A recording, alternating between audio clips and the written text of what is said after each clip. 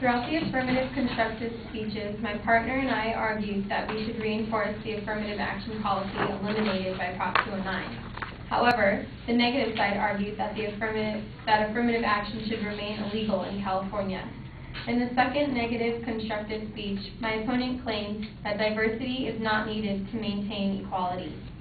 In 1997, shortly after the passing of Proposition 209, a study shows that some college campuses had approximately 20,174 white students, 1,166 black students, and 3,666 Hispanic students. Other ethnicities were even lower.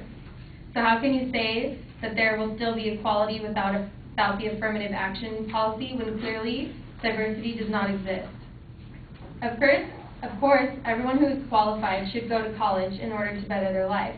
However, diversity is a vital necessity to help people grow. In his new structure, Daniel claimed that equal opportunities will remain for everyone, but there won't be any considerations of race, sex, or ethnicity because it is racial and ethnic preference.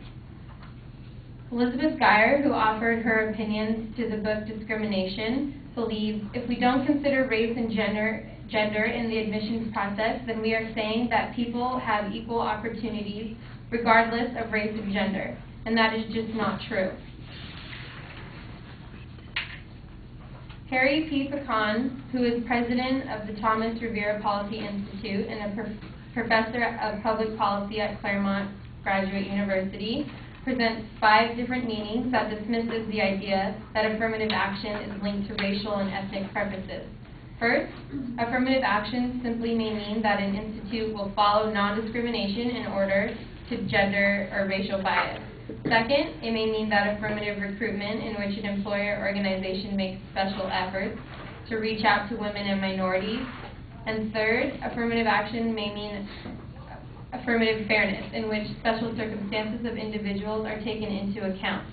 Fourth, it also can be affirmative preference, in which, all things being equal, preference is given to individuals from such underrepresented groups as women and minorities.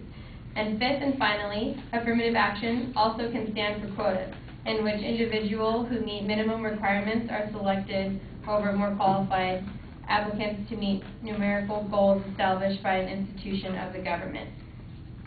According to the UCLA Office of the Chancellor, since Prop 209 was passed, the UC applicant pool declined 7.7% for blacks and 5.8% for Latinos.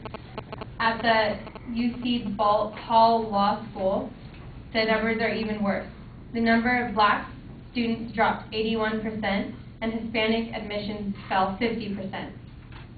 The evidence outlines the fact that Proposition 209 does not work efficiently and should therefore be eliminated.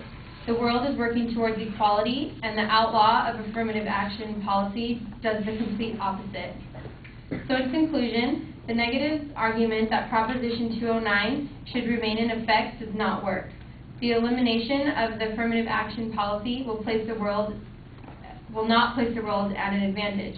It simply sets us back and does not solve any problems.